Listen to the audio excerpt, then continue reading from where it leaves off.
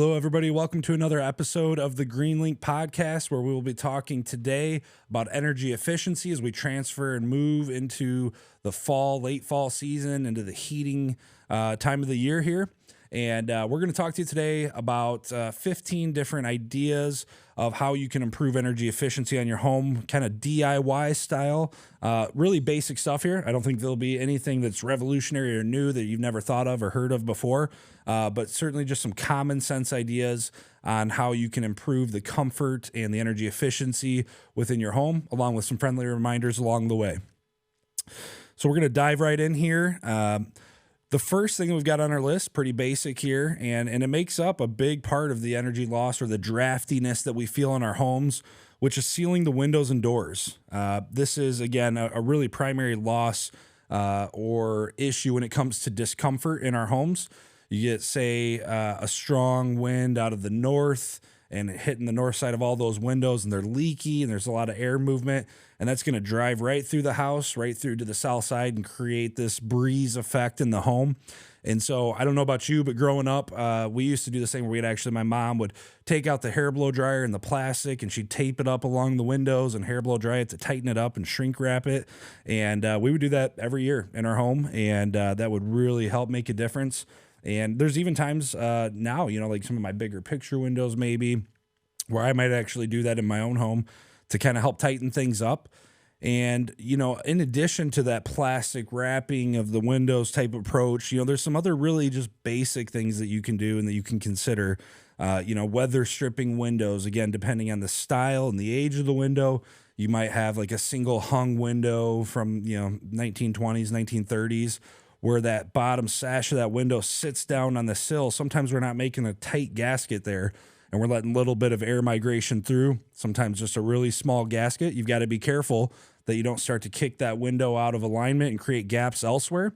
But that's definitely something you can consider and think of as weather stripping for your doors when you're closing that entry door. And sometimes if you feel you kind of push and pull on the handle and you feel a little bit of slop in there, that's indicating that seal's not making a tight compression gasket there to stop the airflow through the frame of the door and the door jamb. And so, again, going around looking at your doors and windows saying, hey, where are some opportunities? It feels trivial in some points and cases. It's like, yeah, this is so small. Does it really matter? And I will tell you with certainty that as you go around, if you've got 15 windows and you've got 2 exterior doors and you tighten those up, you're going to feel a difference, and there's no doubt about it. One of the ways that you can help on your windows and doors, on the frames and the casings even, and so the casing's the trim of the door or the window, and that's going over the rough opening in the window jamb where it slides into the opening, and then they case it out to make it look nice. And so what we'll often see is you pop that casing off, you'll see just some fiberglass stuffed in there. And hopefully at this point, all of you know fiberglass is not an air barrier.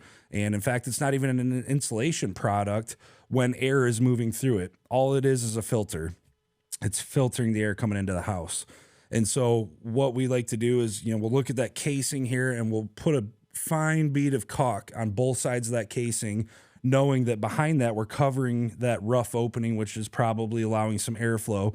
So if you caulk both sides of that seam, you'll reduce the CFM leakage of that window by 5, 10, 15, 20 CFM per window. And you add that up throughout the house, and now you're talking some serious square inches or maybe even at some point square footage. If you do enough air sealing through the house, you're probably not going to get that square footage out of the windows and doors. But certainly a measurable amount of decreased air infiltration into the home, which will certainly help with the comfort. And, there's actually, this method, I suppose you could call it, where you can go around, maybe with a lighter or a little bit of baby powder, kind of puffing it by those windows, by those doors, to see if you see that powder moving, maybe pushing into the house or pulling towards the door, to see if you've got some air movement going on through there. So tip number 1, seal windows and doors. Big deal. Secondly here, using kind of the environment that we have, maximizing natural light into the home. And this one's a simple one, and I think maybe in some cases often overlooked, but you want to kind of play the sun a little bit. Think about, the sun's rising in the east, and so maybe the windows that face east in your home in the mornings, maybe open those curtains up, let some of that daylight come in, and kind of get some of that solar heat gain there. Whereas at the end of the day, when the sun's not hitting that east side of the window and it's dark outside, close those curtains back up, depending on the type of curtains you have. We've got like some light blocking curtains that we use in our room, and we pull it across our patio door there. And that makes a big difference to help knock down some of that convection, just that cold air falling, creating what feels to be a little bit of a draft in the room. And so it's really just a simple way, again, just to make some minor improvements on the comfort in your home. Opening, closing those curtains, time it based on where the sun is or where the sun isn't, and close those curtains back up.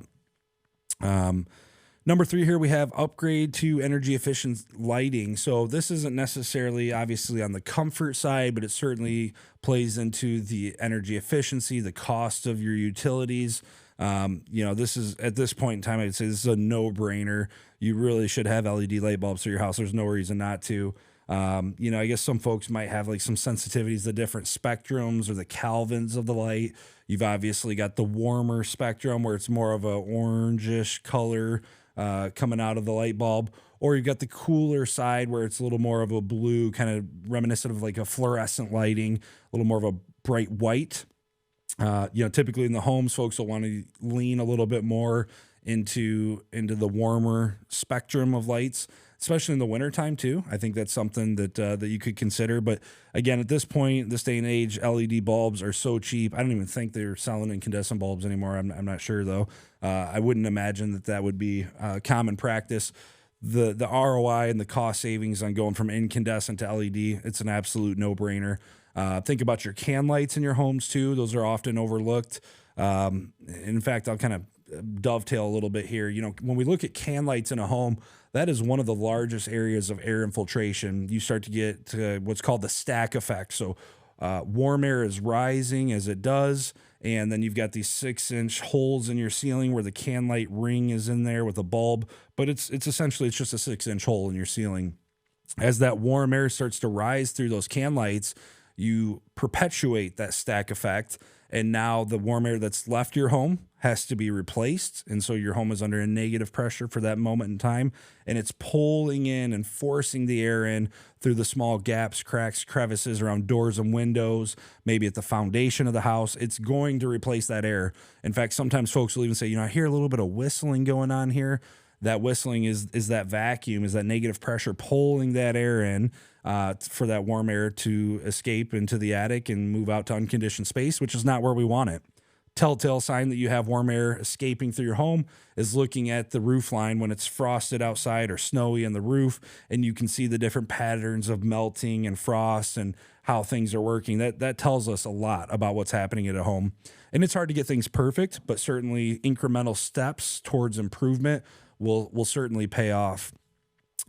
In that same vein, actually, we had a customer years ago. She had really leaky old doors and windows, and she said, I want to make some improvements to my home, but I want to start with the attic. And I said, yeah, you're right on the right path. That makes sense. It's always good to start with the attic. And she said, we've got just so much air infiltration. So we did a blower door test and we measured the house. I don't remember the exact numbers, but I'll kind of give you an example here. Her home was leaking at, we'll say 3,500 CFM at 50 pascals on the blower door. And, much to her surprise, we went through and we air sealed all the attic. We capped it all off. We made sure that we weren't letting that warm air rise into the attic. And what that did is reduce the stack effect. We came back that next morning because it was a 2-day job. And she said, wow, did you guys do something on my windows and doors? Because we just haven't, didn't feel as leaky as it did, the other days prior to this. And I said, no, we actually didn't do anything to your doors and windows yet. But we capped that straw, which is an analogy I like to use, where you're drinking a glass of water through a straw, and if you cap the top of the straw and you pull it out, you've trapped that water, you've trapped the pressure within that straw, so it can't come in or come out. And that's a similar thing that we do when we air seal an attic floor. And so just by air sealing the attic, her windows and doors perform better because we minimized or reduced that stack effect. So it is a very important element of making your home more energy efficient. Number 4 here, insulate your home properly. Obviously, I think this is a no-brainer. We all know this. We see the Home Depot commercials and Menards commercials about, get your fiberglass on sale. It's winter time. And, it's a big deal, obviously, having our home insulated. However, I do feel in some points that the insulation aspect is a little bit overrated when we're not considering the air sealing portion. I told you earlier in the episode, if you have a piece of fiberglass with air moving through it, you do not have any thermal barrier there. You just have an air filter. And so air control, air infiltration reduction is a critical element. And it typically should be step one. And then we move to the insulation piece as a step two, and that complements each other. We've given analogies about, if you go outside in the middle of a blizzard, you had a giant human-sized cotton ball, and it's blizzard, it's -20 outside, and you stuff yourself in this cotton ball, and you walk outside, you're going to freeze to death, and you're going to freeze to death pretty quickly. However, if you take that same ball of cotton and you wrap it with some Gore-Tex or some air barrier and you go outside, now you have a high-performing parka, and you're going to be in much better shape to endure those brutal winter conditions that we face here in the Midwest. And so air sealing with insulation is critical. And some of those areas that we might want to look for additional insulation, obviously for me, number one is always going to be the attic. I have the ABCs of energy efficiency that I like to go by. A is attic, B is basement, and C is conditioned space, meaning the rest of the home in between the attic and the basement. But I feel like that's the proper order of operations by and large. In some cases, we might deviate a little bit from that, but you're never going to be too far from right if you consider how is my attic insulation and air sealing and ventilation, and how is my basement air sealing. And you might be wondering, when I talk about the basement, what am I talking about there? Well, I'm talking about where the house sits on the foundation. It's called the rim joist of the home. You'll see your floor joists running, and they're sitting there. And then you got the rim joist that's going around tying it all together.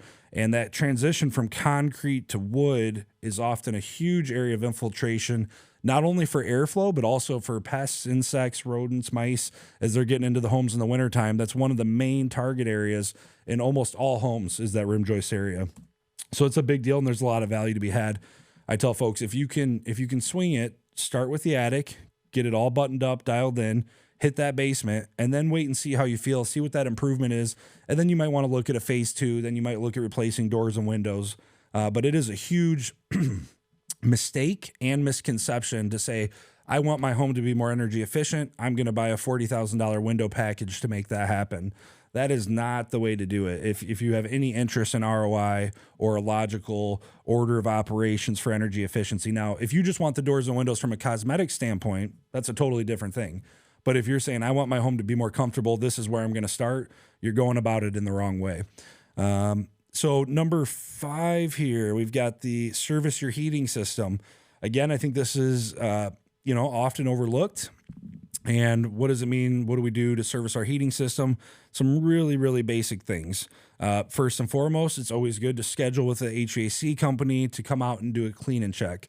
Let them inspect that system, kind of give it a functions check, make sure it's performing the way it should. The burners are operating, the gas valves. They'll also check your filters. They'll check your, thermostat batteries, all of that stuff. Kind of give it a once over. It's not going to guarantee that you're not going to have an issue through the winter, but it's certainly a logical step to help put yourself in the best place for success for heating your home through the winter time. Secondly, on here, again, if you're not going to call an HVAC guy out for a clean and check, then you might want to look at just checking it yourself, but replacing your air filters. So often, in homes that I've been in, I guess I would even say I'm guilty of this at certain points in the past. The cobbler's son has no shoes sometimes. But you want to check your air filters. You want to make sure that they're not been in there for a year or 6 months. You need to regularly check those. And what'll happen if your filter is plugged or restricted even, and especially if you have a high MERV rating, that's a big deal there too. These filters, they go from like an 8 MERV where it's, wide mesh, you can kind of see through it. And then you go up to 13, 15, 17 MERV filters where they're super tight, they're HEPA rated, and you are restricting that blower tremendously on your unit, meaning the air cannot be distributed through your home the way that it's designed to, which means your home is not going to be heated and cooled efficiently. Your equipment is working way harder than it needs to, and it's just not the right way. So personally, this is just my own personal preference. I'm a fan of a lower MERV rating because I don't like to restrict my blower from doing its job and moving the CFM through the home. And then routine maintenance and checking that filter and saying, okay, is it time to replace it? Just buy a box of 12 of them. If you get the inexpensive, lower MERV rated filters, you can afford to just swap it out there every 30 days or so.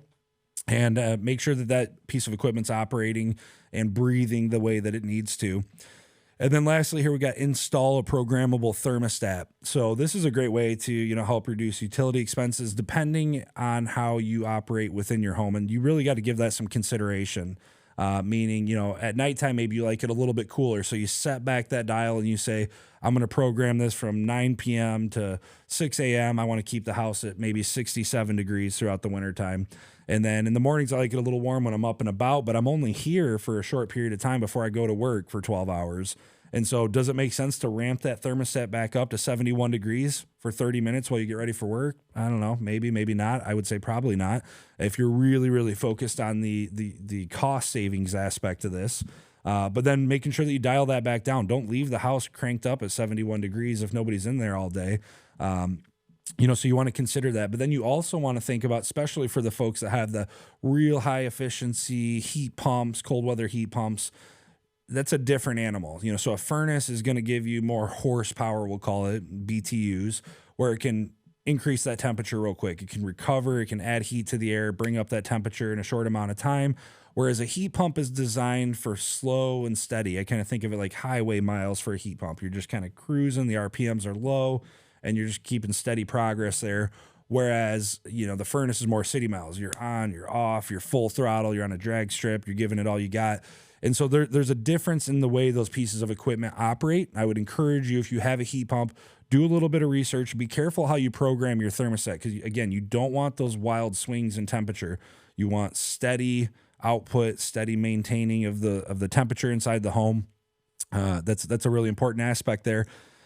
Let's see here. Number 6, utilize ceiling fans. So this is a basic one. I remember as a kid, my grandma, cleaning the ceiling fans and telling me about the little switch that's there, and you're reversing the direction of those fans. In one direction, the fan is going to be more so pushing air down, kind of in the summertime, it's cooling you. Whereas in the wintertime, you might be going in reverse where you're pulling air up and redistributing through the room. So considering the ceiling fan direction and swapping that to help move that warm air throughout the room in a little bit more effective manner, maybe keeping the fan on low. And again, just redistributing that air throughout the bedroom or living space that you're in. Number 7 here, we have take control of water heating. Water heaters are actually a significant portion in the grand scheme of your energy bills, depending on the time of the year, how many people live in your home, and the type of water heater you have.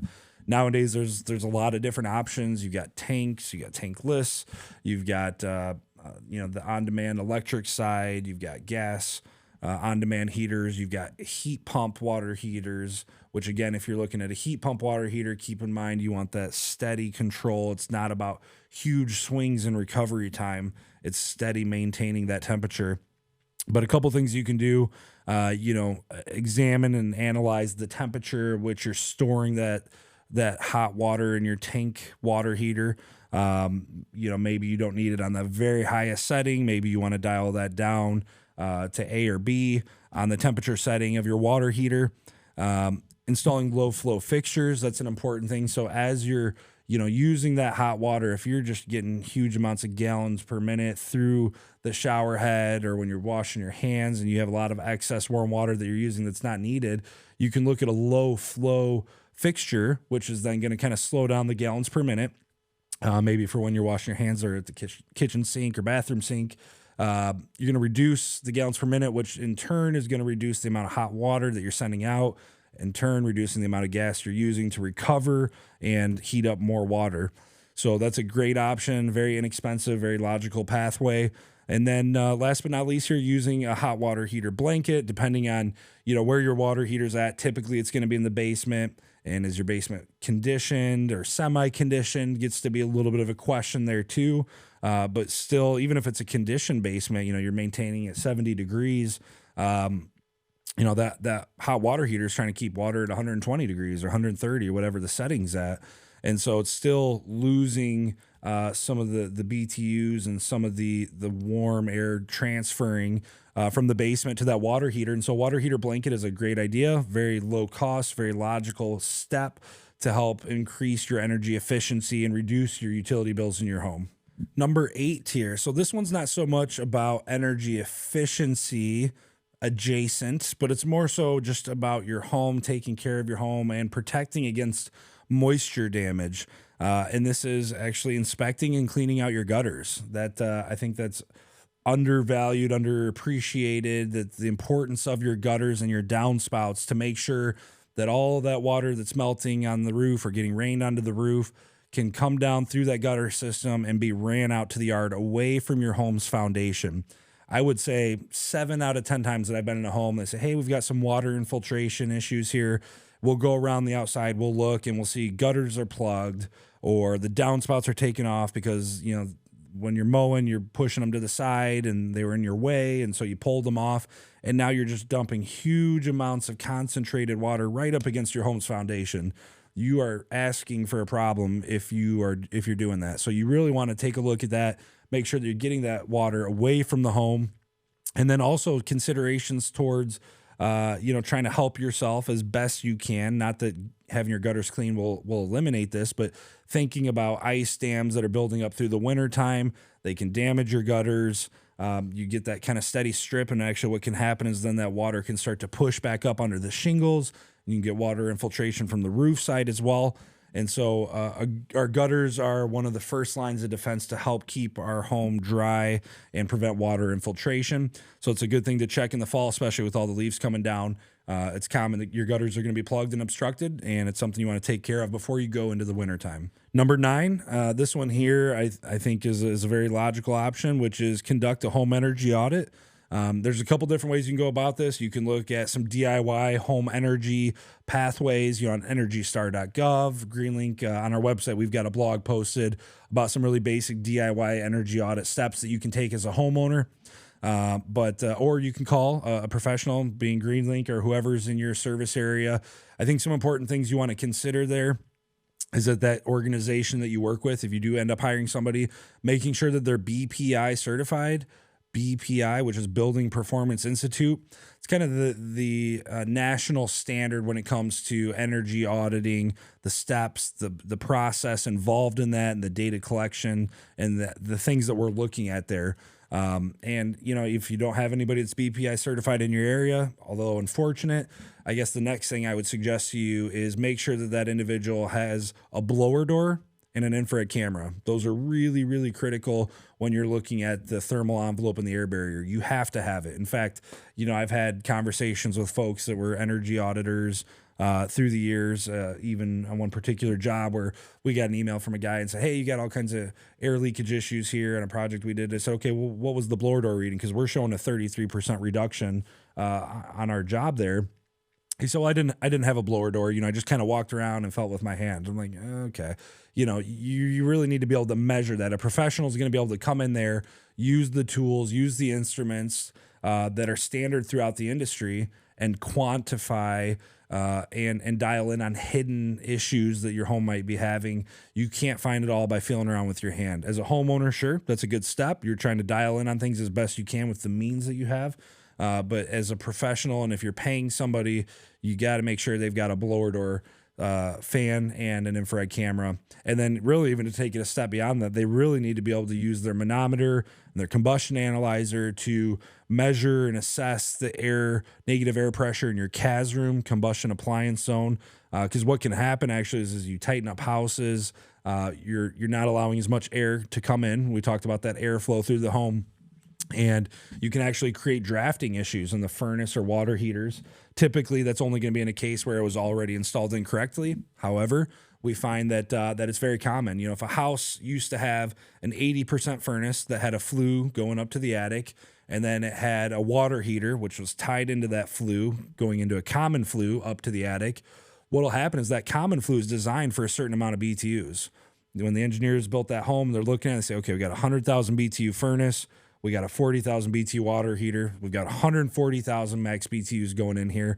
So we're going to need we'll say 6-inch diameter common flue to make sure that we can exhaust properly. Well, what happens? The HVAC guys come in 20 years later, they replace that furnace and they abandon or orphan that particular portion of the flue where the water heater tied in.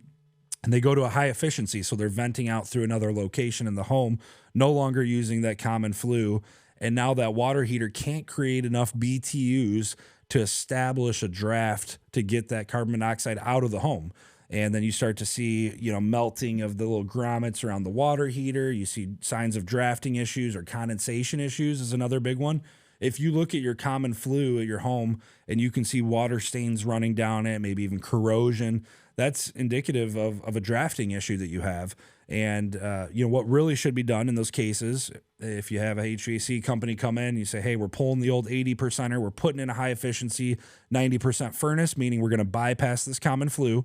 That company should be telling you and quoting you and really mandating that you need to install a chimney liner back from the roof. And what you do is you pull a 3-inch or 4-inch liner, again, depending on the formula and the calculations, from the roof all the way back down through the middle of that 6-inch flue and connecting that to the water heater. What you've done is you've reduced that diameter so that 40,000 BTU water heater can then heat up enough to maintain and establish a draft to get that carbon monoxide out of the home. Let's see, number 10, make use of energy efficient appliances. This is always an interesting one to me. I had heard, and I don't have, I don't recall where I can cite this at. It was in a BPI training that I went through years ago. And there was some kind of data, as I recall, that suggested that if your refrigerator is older, I believe it was older than 10 years old, just on the operational cost savings, if you upgrade to a newer refrigerator with newer technology, more efficient compressors and refrigeration, that you will actually save and recoup the cost of upgrading your refrigerator. What that means is, think about my grandpa. He had his old refrigerator that was, 35 years old, 40 years old. He said, this is a good refrigerator, works well, and I'm not going to spend the money to upgrade it. So I get it, I understand, but you're actually spending the money anyway. You're paying it to ComEd for the electrical usage for an inefficient appliance in your home. So it is something to consider. All the wives out there, if you're listening to this could help bolster your argument for some new appliances throughout the home. You look at Energy Star ratings, the stoves, particularly with the stoves, you've got typically gas or electric, probably not going to have the real savings there, but really for me, I believe is the dishwasher, the deep freezers and refrigerators, and then the washer and dryer. Those are big areas of opportunity when it comes to energy efficiency, reducing the operating cost, which essentially is helping pay for the new appliance, which also comes with some other benefits as well as cosmetics. And then just generally, maybe the dishwasher is not cleaning very well at this point in time. There's a good reason to look and explore a new Energy Star rated appliance. Number 11, draft proof your chimney. This one here, I've never actually been a part of, but it is something to consider. I've heard it talked about a lot. And what it is, if you have a chimney in your home that's not being used, or even that you are using, first and foremost, you have a damper in the chimney. So all chimneys, I would expect all chimneys should have a damper, which is a little louver that you can turn, going horizontally here, which is going to stop any airflow from going up there. Or you can go perpendicular, and then you're going to allow the airflow to go up through that chimney and draft out. So maybe if you recall, as a kid or something like that, maybe your parents, grandparents, they're getting the wood burning fireplace started up. And before that establishes its draft, it's creating a lot of smoke. And that smoke is not drafting through the chimney the way you need. It's because it hasn't heated up enough to establish that draft. Or in some cases, which I've been a part of, grandpa forgot to open up the damper there. And so now we're not able, again, to establish that draft, pulling smoke back into the house. So keeping your damper closed when you're not in use is very important because, again, we talk about the stack effect, warm air rising. And if that damper is wide open, you've got a passageway leading out of the house. Warm air is going to start to find its way through there, and it's going to draft up, and then more warm air is going to follow, and it becomes a cyclical event. And so you want to make sure dampers are closed, and then another layer or level that you can get into, which again this I've not done myself, which is install a chimney balloon. They make these products actually where you kind of fit them up into the flue in the fireplace if you're not going to be using your fireplace through the winter at all, and you pump some air into it, and it creates a seal in there to help stop that warm air from escaping up the chimney flue. You got to be very careful if you end up doing something like that. I'd probably put a big note there on the mantle or something to make sure that everybody understands there's a device in there that you don't want in the flue when somebody starts a fire in that fireplace. That would be a problem. Number 12, embracing energy efficient landscaping. This is kind of interesting, but just kind of goes again, we're talking about the sunlight aspect, and then we also can think about, the plants and the trees that are around our house and the direction that the wind is coming. Actually, if you think about, if you're driving out in the farm roads, the rural areas, country roads, and you see, you get these huge sprawling cornfields out there, and then you got a house that's kind of right in the middle of it, right? You'll notice that in a lot of cases, those homes are going to have a lot of evergreens planted around them. And part of what they're doing there is they're using that to break the wind flow and not let that wind just smack directly into that house, kind of stifling it, holding it back a little bit. So that's something that people have used and done for many, many years. And it's a great idea. It works, it helps, and it's something to consider. You also want to make sure too, this is just kind of a side note here, make sure that you've got your outdoor pipes are insulated, that you turn off your hose bibs and hose spigots there that are going to the outside. That's a common issue. If you forget to do that, you'll probably be reminded in a very unpleasant manner, probably somewhere along the lines of your basement flooding. And so you want to be very attentive to that. If you have the hose spigots going outside, there's typically going to be a shutoff valve 12 to 24 inches from that location inside the basement. And you turn that valve off, maybe even open the valve outside, let it drain out. That would be a good idea, so that you've relieved that water pressure. And then you reduce really all risk of that pipe freezing. But that's an unfortunate event, though. If it is forgotten, you can definitely end up in a bad situation. So hope this was helpful. Just, again, some really high-level things that we think might be valuable for folks listening here. If you have any questions, want to learn more, feel free to reach out to us. You can follow us at Greenlink Energy Solutions on Facebook and LinkedIn and Twitter. You can also email us at austin@usgreenlink.com or give us a call, and we'll be happy to help you out any way we can. Thank you.